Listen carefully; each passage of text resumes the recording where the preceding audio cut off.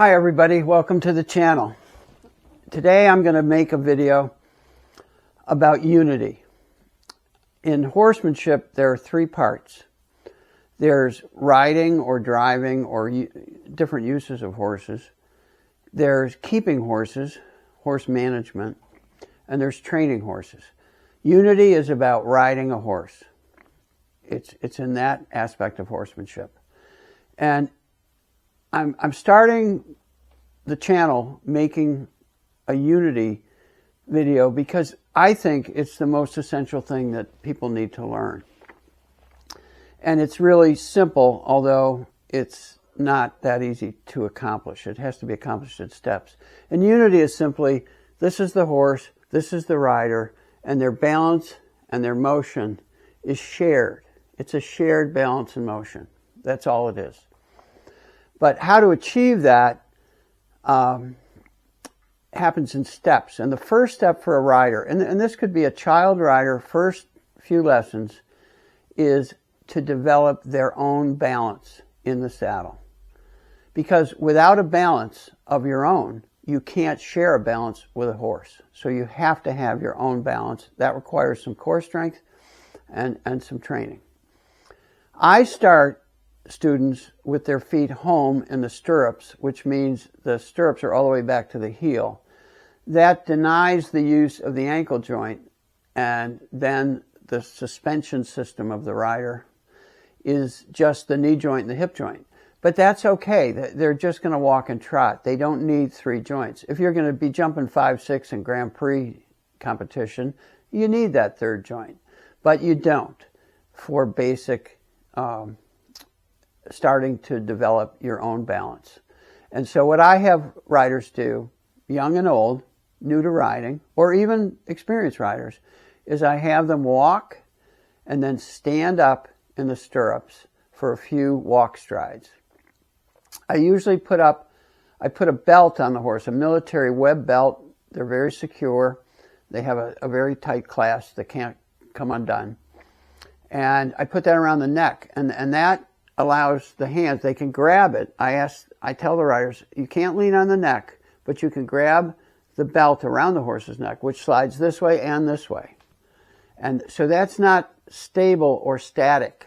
It's unstable and it's dynamic, it moves. And that forces the riders, the students, to balance in their feet, which is their knees and their hip joints. And that's what we need to begin with. We need to develop our own balance. Now, when we develop enough balance, then we can move to the trot, and we can walk a few strides and then trot a few strides and stand up, hold the belt, and then eventually we can trot and then, standing in the irons, in the stirrups, and then we can do it at the canter. And most students are a little afraid that the canter, but actually the canter and the walk are the easy ones. In fact, I think the canter is the easiest of the three. Trot's probably the hardest. And that's when you develop your own balance, which is called an independent seat. And it's called an independent seat because it's independent of the horse's balance. And you must have an independent seat or balance because when the horse moves, let's say your horse stumbles, if you don't maintain your own balance, you're just tied to the horse's balance. And we see this a lot today, particularly in hunter jumpers. The kids are jumping or up in their supposed 2-point. And I call it supposed 2-point because when I was young, a 2-point was you balanced in your feet, your 2 feet. And then 70s and 80s and 90s, it was okay to have a 2-point where you're leaning on the neck. That's a 3-point to me, but it's called a 2-point. And if you can ride in a real 2-point, and you can ride, you can train with a belt, a military belt. Some people use the stirrup leather, but they can come undone. I like the military belts, and not synthetic, cotton. The synthetic ones get wet with sweat and they're slippery. You want a cotton military belt. You can get them on Amazon for $3 or $4, I think. Anyway, when you develop an independent seat, then, and this is the transition to shared balance, because you've got something to share. A lot of riders today, they decide they want to learn how to ride a horse. They don't go for general training in horsemanship and riding. And that's what I'm talking about today, unity. I'm talking about building a foundation for fundamental riding. And unity is the first thing.